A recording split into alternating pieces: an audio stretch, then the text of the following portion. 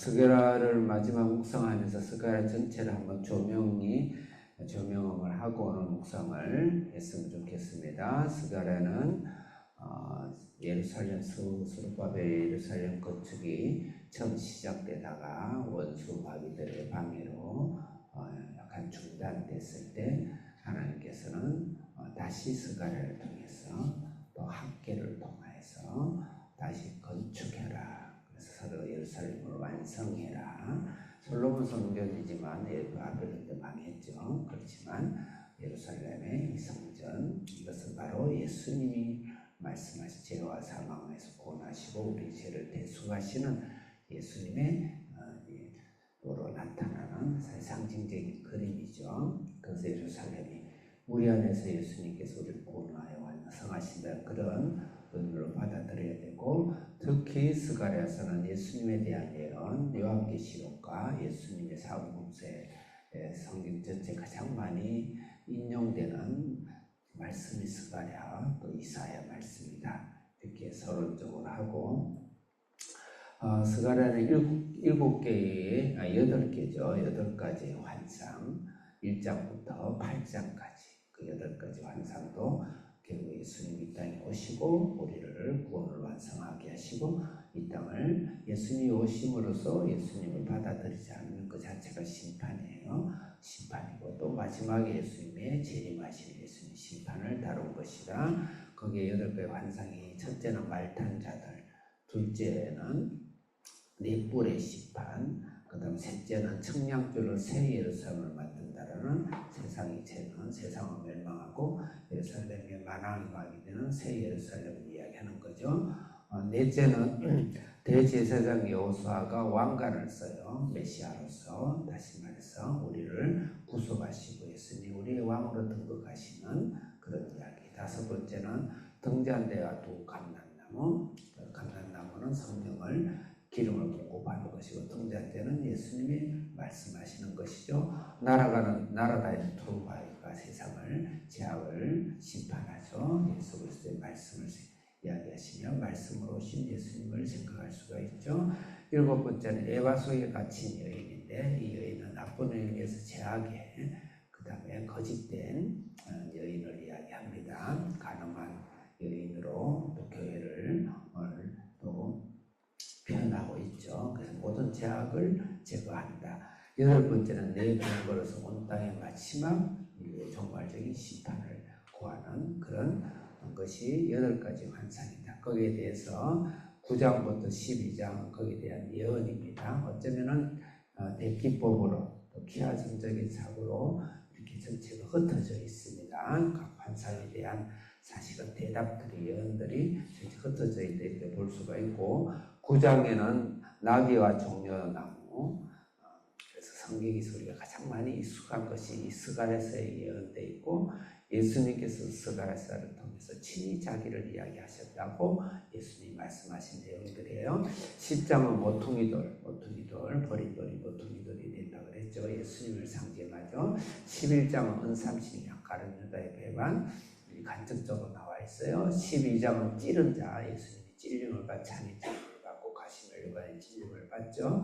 찔린 자로서 예수님이 이 땅에 왕으로 오시고, 13장은 목자로서 또 심는 생물로서 예언을 하고 있고, 14장은 만왕의 왕으로 이 세상을 다스린 예수님으로 또 생수라든지 빛이라든지 초막절 이야기가 나오는데, 이 모든 것이 예수님에 대한 이야기다 이렇게 말씀하고, 오늘은 14장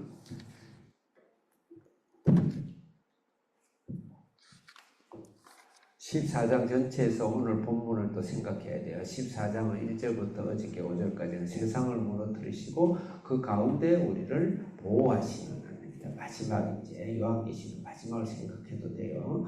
6절부터 11절은 생수 되시고 빛 되신 예수님으로서 새 예루살렘을 왕으로서 등극하시는 예수님을 이야기하죠.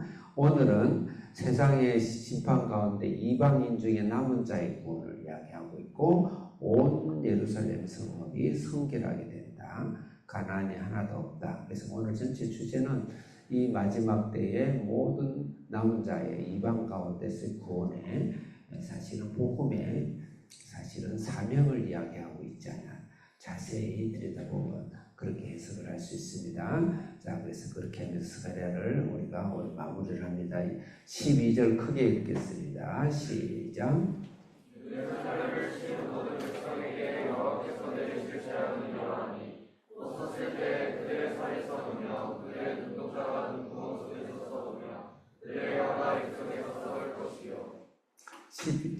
(9장) (10장) (11장은) 주로 초림 예수님이 초림에 좀 집중되어 있고 12, 13, 14장은 재림에 집중되어 있습니다. 초림 재림은 사실은 같이 중첩에서 같이 보이는 것입니다. 그러니까 오늘은 마지막 때의 심판, 이 세상의 심판이죠. 심판이시면서도 오늘 현대도 동일하게 이런 사이클이 돌아가고 있습니다. 예수님을 받아들이지 않는 것 자체가 바로 심판이죠. 여기서 살이 썩는다. 참 표현이 그렇지만 눈구멍이 썩는다. 혀가 썩는다. 이 세상 사람은 살아있는 송장이에요. 그 세상의 권세와 이 세상은 살아있는 송장과 같다. 나중에는 다 그렇게 심판을 받겠지만 지금도 여전합니다. 그래서 우리가 이 살아있는 썩어지는 사는 것 같지만 살지 않고 썩어가는 이 세상의 성전 같은 이 세상 부귀영화 권세 너무 바라지 말고 우리가 하나가 새 땅 영원히 사는 하나님을 바라보면서 우리가 살아야 되겠다. 13절 읽겠습니다. 시작.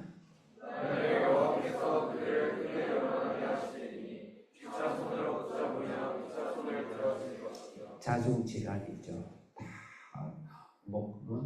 죽이고 죽고 쓰고 세우고 깃발을 꽂고 하는 것 같아도 결국 죄와 사탄의 꼬임에서 인간의 이 역사는 자중질환 서로 죽이고 물고 하는 그런 세상이다.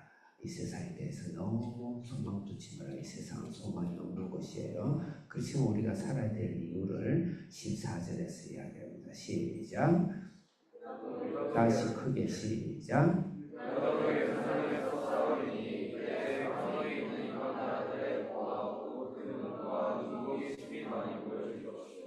네, 우리도 이 세상 가운데 싸워야지. 영적 전투에서. 그래서 전리품을 얻자. 보화, 금은, 의고 많이 얻습니다. 그것을 하나님 허락하셨어요. 불의의 제물로 친구를 사기 위해서 불의의 제물을 받는 거예요. 그래서 우리 열심히 공부해야 돼요. 집에서 엑스레이 찍고 있으면 안 돼요. 일어나서 밖에 나가서 직장과 사업과 가정과 이 땅에 하나님의 영광과 복음과 수없는 영혼을 구원을 위해서 우리는 전리품을 주님이 다 준비하십니다. 그 최선을 다해서 우리의 삶을 살자. 15절 읽겠습니다. 시작.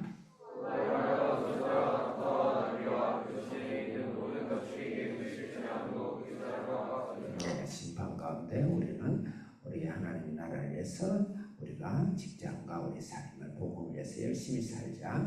자, 16절부터도 16절 읽겠습니다. 시작.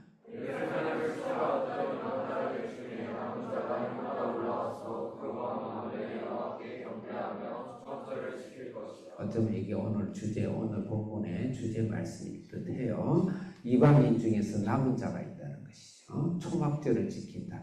초막절은 예수님이 마지막 새하늘과 새 땅을 이야기하면서도 예수님이 우리 가운데 임재하고 장막 성전이 내 속에 임재하시는 예수님 임재예요. 말씀이 육신되어 우리 가운데 거하니 그 거한다는 것이 임재한다는 것입니다. 그래서 예수님을 믿는 걸 말하는 거예요. 예수님 믿으러 초막절에 올라가는 것이죠. 이방인 가운데 만인 구원을 이야기하고 있습니다. 그래서 성경은 구약부터 요한계시록까지 만인 구원 땅끝까지 복음을 전해지는 것이 하나님의 강력한 사랑이다. 그래서 우리도 그런 사명으로 전리품을 모으고 주님을 위해서 열심히 살아야 되겠다. 이렇게 봐야 돼요. 17절 크게 읽겠습니다. 시작.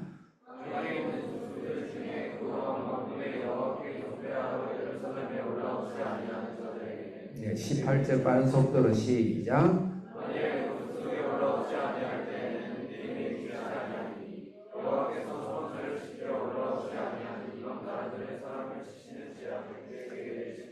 마지막 복음의 계절, 복음이 땅 끝까지 전해지는 초막절이 이방인에게 전해지도록 우리 삶을 살고 그렇지 않을 때는 마지막 심판이 이 세상에 있게 된다. 19절 읽겠습니다. 시작.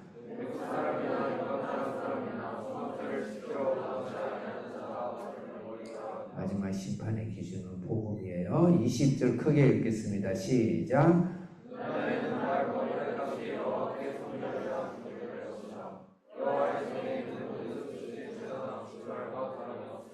예, 그 모든 속과 주발을 잘 생각하겠어요. 21절 크게 시작.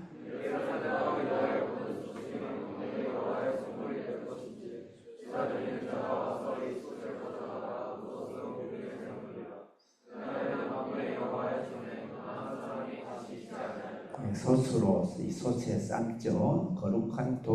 거룩한 세상이 거룩하게 삶긴다는 거예요. 그래서 이 삶기지 않은 자를 가나안이라 그랬어요. 이 솥이라는 것은 죄를 담는 그릇을 말합니다. 성경에서 죄는 예수님이 육신을 상징하여 태우고 각을 뜨고 다 태운 그 죄를 가지고 지성소로 아니 성소로 들어가는 것이죠.